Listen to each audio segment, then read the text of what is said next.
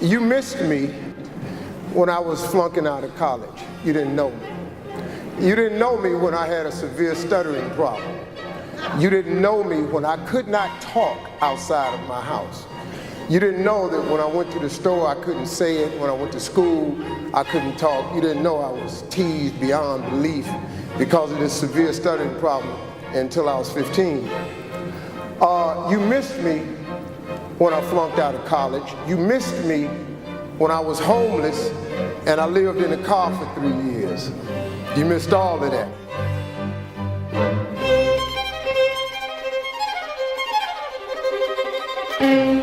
I was born in Miami, Florida, in an area called Liberty City, in an abandoned building on a hard linoleum floor with my twin brother.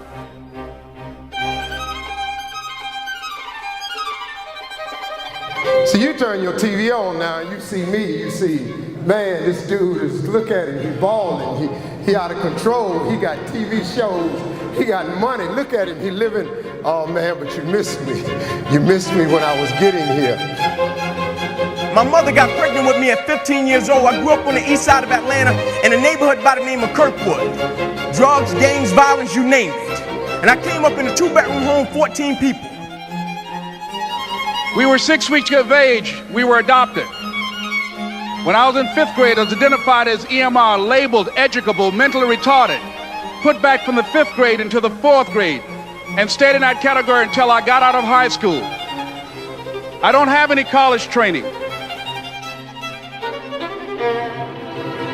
And I used to sleep on the floor. My grandmother, Miss Daisy Johnson, she used to come to us and she would say, one night out of the week, you all get the opportunity to sleep in the bed.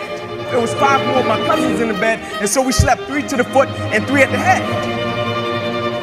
It was hard when just over 3 years ago, in the Penobscot building in Detroit, Michigan, where I was operating my business, and I fell on some hard times, and I was sleeping in my office.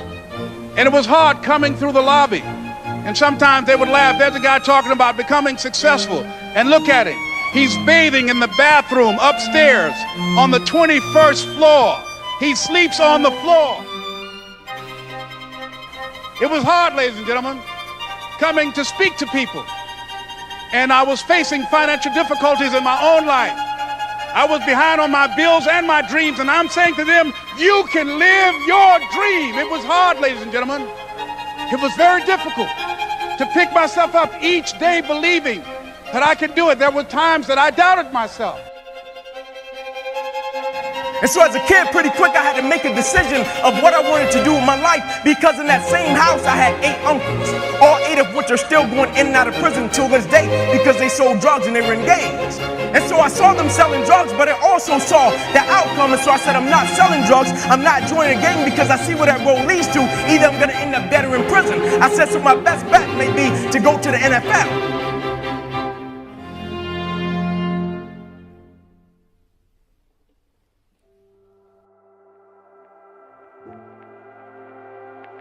I said, God, why is this happening to me? I'm just trying to take care of my children and my mother. I'm not trying to steal or rob from anybody. Why did this have to happen to me? It was very hard. And here's what I want to say to you. For those of you that have experienced some hardships, don't give up on your dream.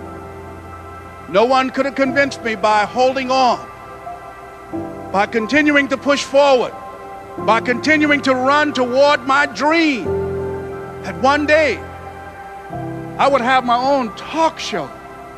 It's a long shot, ladies and gentlemen, from Liberty City, an abandoned building on a floor, never knowing my mother or father. It's a long shot. Being here with you today in this dome in Atlanta, it's a long shot. No college training, labeled educable, mentally retarded, but I kept running toward my dream. I want to go to the NFL. I feel our family deserves a better way of life. Let's work for it. So every night we would go out and we would race light pole to light pole in Kirkwood. No shoes. Light pole to light pole every night. You see, most nights after practice, everybody would leave to go home, and I always had to sit in the park because my mother worked at Wendy's. And my mother didn't get off work till about 10 o'clock, 10:30 most nights. And I'll be sitting there in the park, and I loved it. I didn't want anybody to take me home, because when I went home, I was sleeping on the floor with roaches and rats. And so anytime I got in solitude to dream, anytime I got in solitude to think about what I wanted to do for my family and my community, I took advantage of it. And so most nights, I'll be sitting there in the park, and I'll be looking up at the lights. And I'll be envisioning myself doing things in the NFL, envisioning myself doing things for my community. And just as the lights would always go out, my mother, she would pull up, and she used to drive an old Buick Regal. Hubcaps off the car, seats torn up, the car was all beat up. And she would pull up, and she would put the car in park, and I would always hop up, I would run over to my mother, I would give her a hug and a kiss, and I would say, Mom, if you don't mind, can you please sit back in your car? I have to do some extra drills, I have to go to the NFL. She would never have to work another day in your life. And I knew she was tired. And every night my mother would say, sure, Ink, and she would sit back in that car, those car lights would hit that field, and here you had a 7-year-old kid doing backpedaling drills, running sprints, running laps, chasing his dream to go to the NFL. My mom, for years, from the time I was 4, 5, 6, 7, 8, 9, 10, 11, 12, 13, I've never saw a woman take so much physical abuse than the way I've seen my mother beaten every freaking day of my life. And I'm helping her, but I can't help her because I'm not strong enough. I don't have the muscle to get these men off my mother. My mother's a very high yellow woman, and every time they hit her, she would bleed from her eyes. And she would walk around for days with sunglasses on in the house. And I said, Ma, I need a deck of cards. Last altercation we got in, my stepfather hit my mama so hard in the face.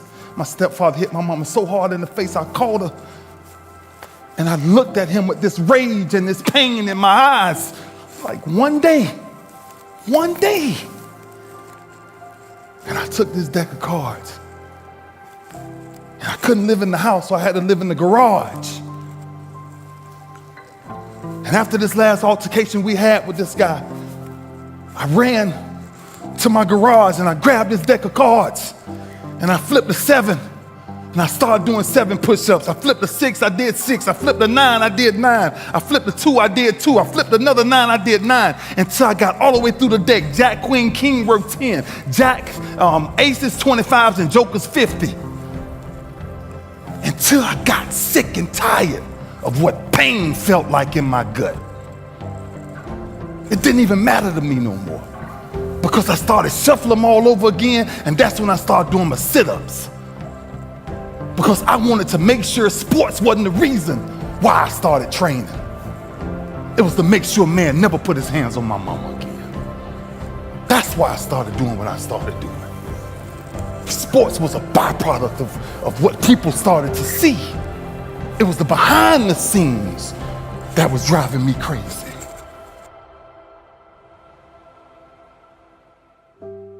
My father was very abusive, very, very abusive, okay? And I'm a big guy, and my father was a big man. And I was a kid, my earliest memory of my father was him knocking my mother out, knocking her out.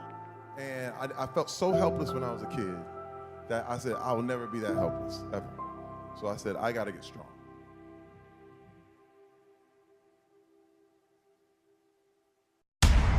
Inky Johnson, do you even think you're gonna play at the University of Tennessee? He said, you're 135 pounds. I said, not only am I gonna play, I'm gonna start. I said, you made a mistake. I said, see, what you don't understand, and this is what most people do, they base judgment off of what they can see. But what they don't understand, the moments that make you who you are, the moments that they can't see.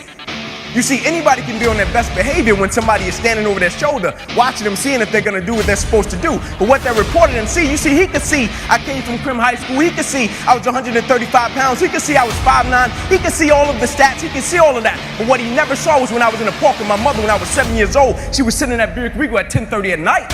What he didn't see was every Saturday morning at 5:30, I was up running 2 miles to a fire station and 2 miles back home. What he didn't see was every time I slept on that floor with ropes and racks with my cousins, I got up every morning, went to school, and never made one excuse. What he didn't see was on Christmas Eve, when a guy came through me and my cousin's window, he stuck a 9mm in a 45 in both our face and took all of our Christmas gifts, and we had to stand on the curb, and our mother told us, y'all just be great.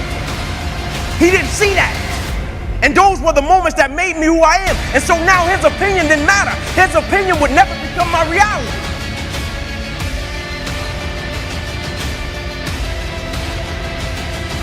It's necessary to know that everybody won't see it, that everybody won't join you, that everybody won't have the vision, that a lot of people like to complain, but they don't want to do anything about their situation, that you are an uncommon breed. You have to know within yourself that I can do this. Even if no one else sees it for me, I must see it for myself.